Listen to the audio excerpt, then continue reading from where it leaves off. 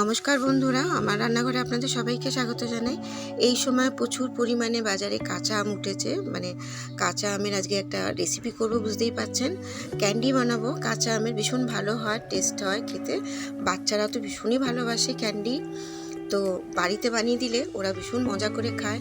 বাচ্চা কেন, বড়রাও খুব মজা করে খায়। আমি খোসা আর আটি বাদ দিয়ে আমার যতটা আম দাঁড়াবে সেই অনুযায়ী কিন্তু আমাদের চিনিটা নিতে হবে। আর বন্ধুরা, আমি আটিটা ফেলবো না, আমি যখন ডাল করব ডালে আটিগুলো দিয়ে দিলেই হবে। আমি পুরো এরমভাবে কেটে নিচ্ছি, এই যে দেখুন লম্বালম্বি করে কেটে নিলাম। এইবার আমার আম যতটা দাঁড়িয়েছে ওই অনুযায়ী অল্প একটুখানি নিলেই হবে। আমার পরিমাণ মতন হাফ চামচ নিয়ে নিয়েছি পানে যে চুন খাই সেই চুন। আর এই চুনটা দেওয়ার ফলে অতিরিক্ত যে একটা টক আছে সেই টকটাও কমে যাবে। আমি চুন জলে ভিজিয়ে রাখবো 2-3 ঘন্টা, আর একটা কষ আছে সেটাও বেরিয়ে যাবে। তো এরম করে ঢাকা দিয়ে রাখবো। তারপর আমি ধুয়ে নিচ্ছি, ভালো করে ধুয়ে নিতে হবে যেন চুনটা একদম ভালো করে বেরিয়ে যায়। আর চুন যদি থেকে যায় তাহলে কিন্তু খারাপ লাগবে, এই জন্য আমাদের ভালো করে জল পাল্টে পাল্টে ধুতে হবে ভালো করে। তো এইবার আমার আন্দাজ যতটা 500 একটু 600 মতন হবে আম। আমার আটি টাটি বাদ দিয়ে দিয়েছি। তারপর 300 মতন আমি চিনি দিয়ে দিলাম, 1 বাটি চিনি দিয়ে। আর এটা আমি 5-6 ঘন্টা এরকম ভিজিয়ে রেখে দেবো ঢাকা দিয়ে। তাতে কি হবে, নিজস্ব একটা যে চিনির জল আছে সেটা বেরিয়ে যাবে। এই যে দেখুন বেরিয়ে গেছে। আর এই চিনির জলেই কিন্তু আমাদের এই পুরো ক্যান্ডিটা হবে।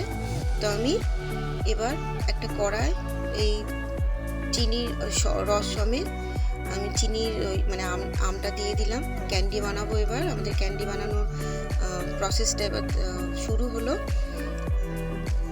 এবার আমি একটু ঢাকা দিয়ে দেবো, 3-4 মিনিট পর আসছি। আর বন্ধুরা, এই সময় কিন্তু আঁচটা কম দেবেন, কম করে রাখবেন। আর এই রং হবার জন্য একটু দেখতে ভালো লাগবে, জাস্ট রং হবে, এতে কিন্তু স্বাদের জন্য কোনো হেরফের হবে না।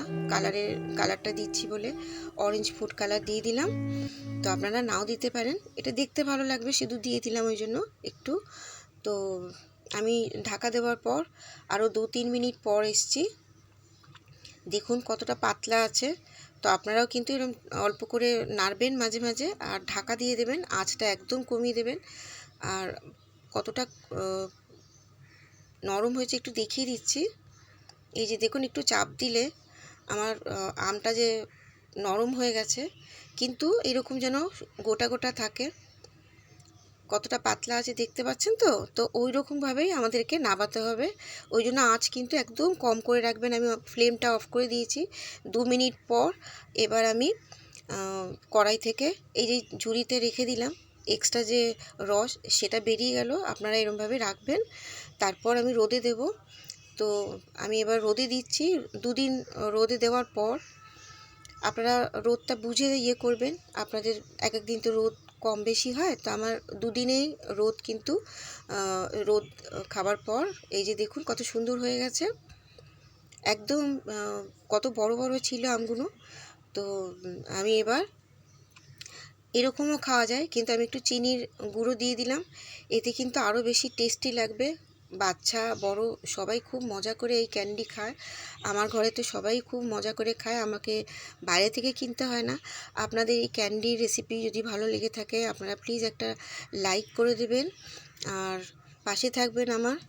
আর এই বাজার থেকে আম থাকতে থাকতেই আপনারা ক্যান্ডি বানানো, এই একদিন ক্যান্ডিটা বানিয়ে ফেলবেন।